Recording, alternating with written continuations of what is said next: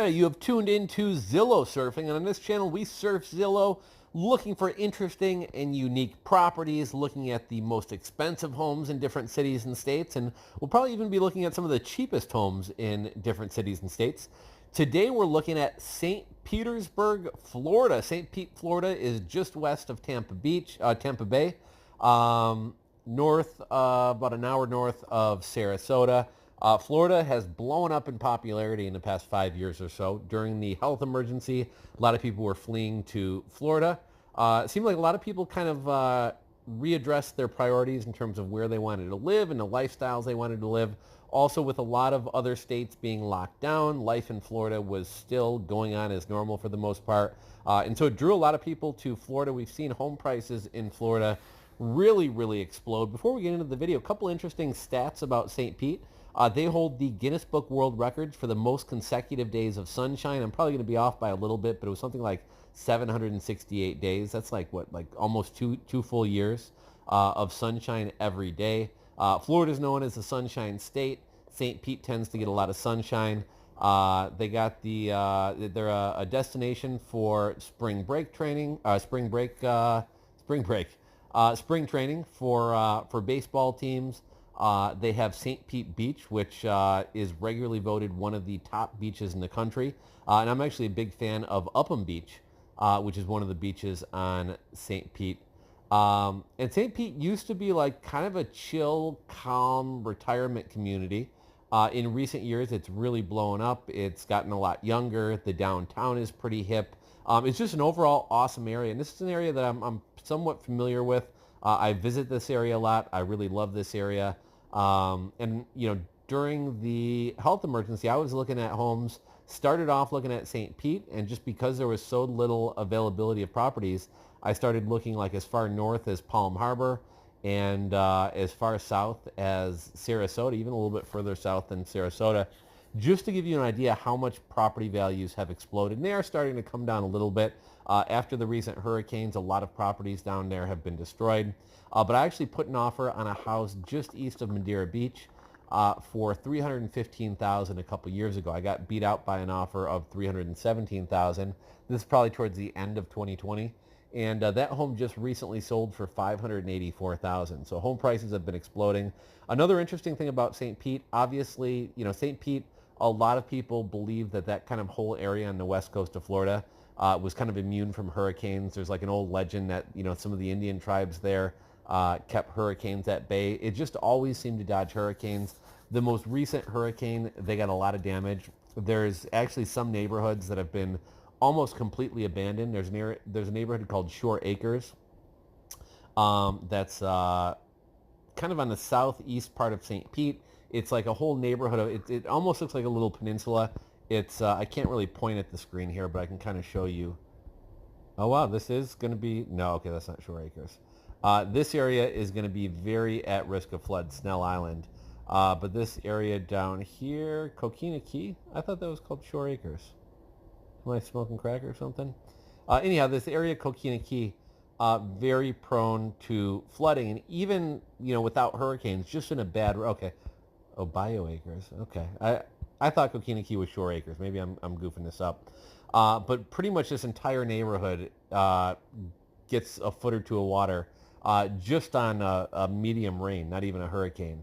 And so a lot of people have moved out of this area. If people are ever going to move back here, they're likely going to have to rebuild the houses on stilts.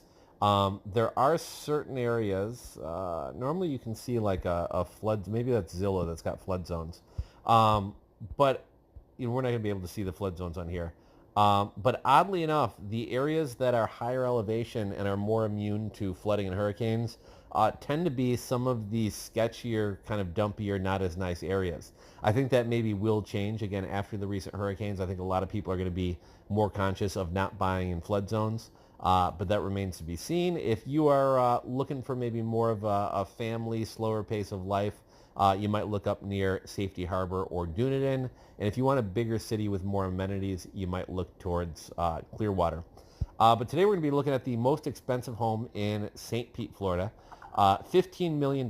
This one is 6 bedrooms, 7 bathrooms, 7,101 square feet. And this one can be found at 501 Brightwaters Boulevard Northeast. Let's take a look here. So this one's on Snell Island. There's okay, so Shore Acres is actually over here. So I was kind of goofed up there. Shore Acres is the area that had a lot of flooding, although I'm guessing Coquina Key had a lot of flooding as well. This neighborhood here, Northeast Park, there's another area called Old Northeast, which might be a little bit north of here. Really beautiful area, really nice homes, really well manicured yards. Just overall a really kind of cool community. Sunken Gardens, definitely a cool place to check out if you ever come here. Old Northeast gives me kind of Charleston, South Carolina vibes. A little bit nicer than Florida. One other thing to mention about Florida, one thing I really like about Florida is everybody kind of seems to get along. Chicago and a lot of other cities are very divided. In Chicago and the Chicagoland area, you know certain cities, the entire city's nice. Other cities, the entire city's kind of a dump. One of the unique things about Florida, and really a lot of cities in the Southeast, but in particular Florida, is you can have a mansion next to a trailer. You can have a mansion next to a house built out of plywood, right? Like the zoning isn't as tight, and so you kind of got to know the area a little bit better to buy, because otherwise block to block can be really different. This one you're paying 2,112 square feet, $12 per square foot. This one was built in 1924 on a half acre. Let's see some special features.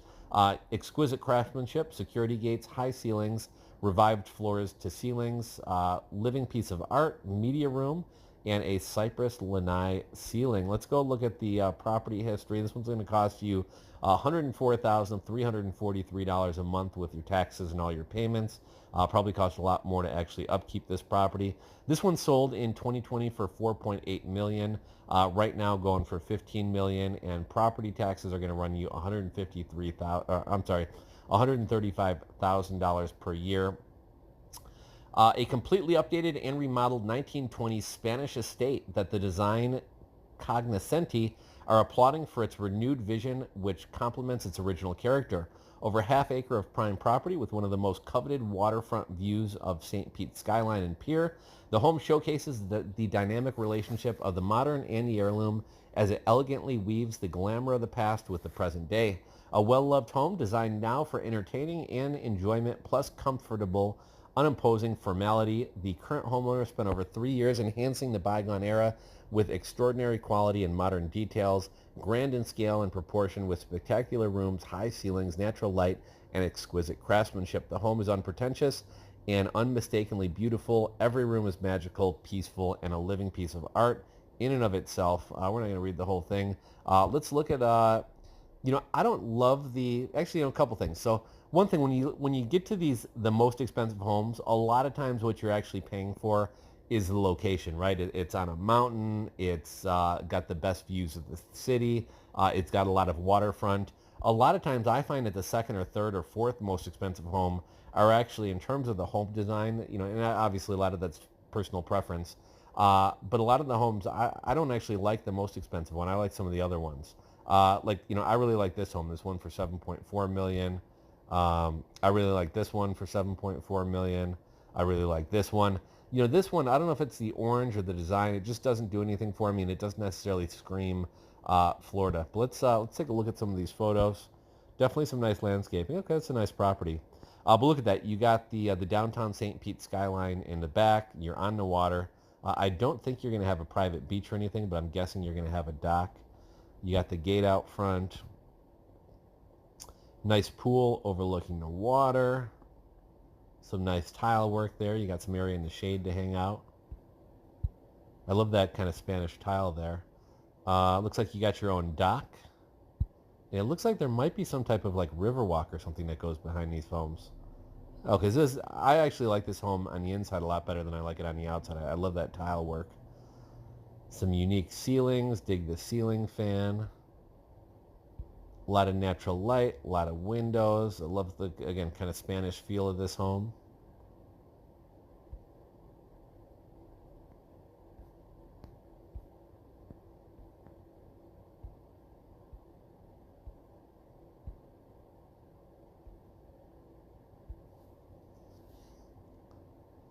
It's kind of a cool copper range hood there.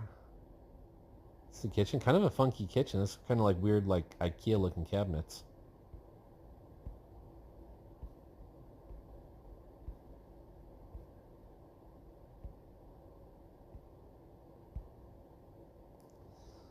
I believe that's the St. Pete Pier, which is really nice. If you're ever in the area, check that out. Nice pool area. I guess that's just kind of a sitting room, sunroom. Bedroom, very minimalist. Bathroom, I'm assuming? Bathroom, bathroom. It'd be nice if you could actually sit in the tub and look out. It doesn't look like you have like a great view from the tub, although I think those are just blinds blocking. You could probably put those down. I'll look like we got kind of an art room here. You know, I mean, I dig it. It's a nice home. I think the location and everything was what really sells this.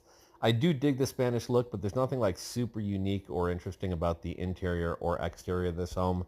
I'm not going to ramble on too much longer, but this is the most expensive home in St. Pete. 15 million, 6 beds, 7 bath, 7,101 square feet. This one's located at 701 Brightwaters Boulevard Northeast in St. Pete, Florida. If you have any interesting facts or anything about St. Pete you want to share, go ahead and drop them down in the comment section below. If you got anything you want to add about, Florida real estate or St. Pete real estate, drop a comment down below. If you're from the city and have seen how it's changed in the past few years, let me know what you think about that. If you enjoyed this video, be sure to hit that thumbs up button down below. And if you are not already subscribed to us here and you want to see more Zillow surfing videos, hit that subscribe button down below and ring the bell. Thank you for watching. We'll catch you on the next one.